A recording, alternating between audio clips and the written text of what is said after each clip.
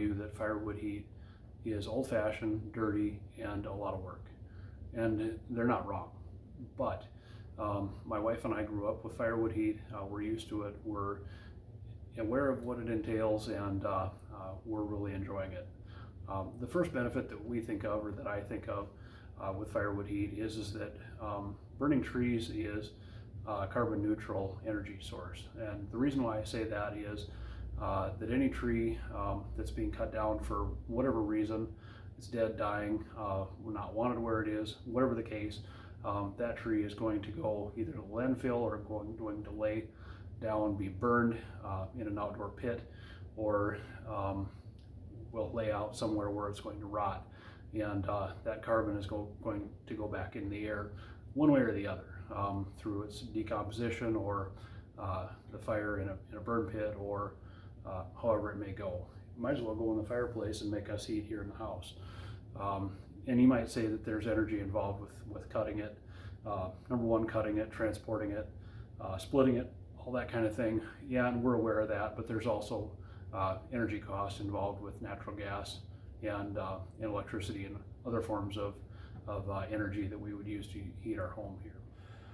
Number two is the economic side of things. That natural gas that I referenced, our house here, just to give you some background, in southeast South Dakota is probably a medium-sized ranch house, decent amount of space upstairs and down. But we've got, and it's a fairly modern house. It's 8 years old now. It's new construction. We put the fireplace in here.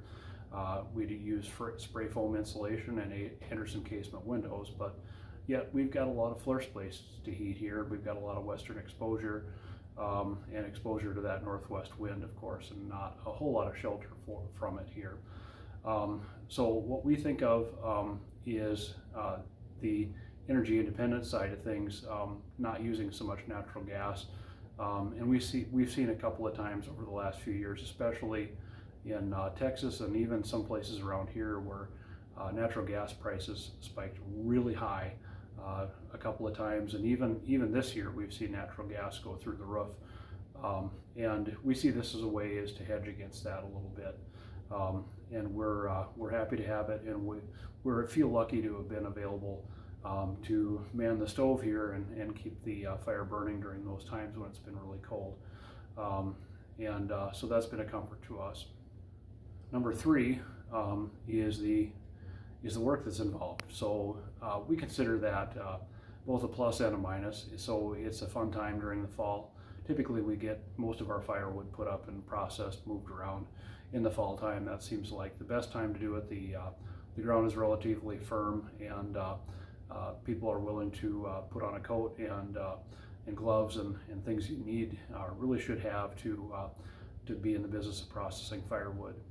And it's good exercise, bending, lifting, doing all the work entailed with processing firewood, rounds, actually trees into rounds, and then rounds into splits, and splits stacked and moved and restacked and finally moved into the house and burned. And the fourth reason that we burn firewood for heat indoors here in southeast South Dakota, or at least we do anyways, for the ambiance. During a really cold, windy, nasty night outside, it's really nice and comforting to have this. This fireplace here is located in our family room. We have movies, games, cuddling on the couch with your spouse. There's really a feeling to that, that we have security here. If the lights go out, this will continue to give us heat. So that's my 4 reasons that we burn firewood here indoors and for heat in southeast South Dakota. Again, environmental, burning firewood is carbon neutral. Number 2, the economic benefits of it, the energy independence. Number 3 is the workout or the activity that goes into it. And number 4, of course, is the ambiance. We love a good roaring fire here on a very cold night.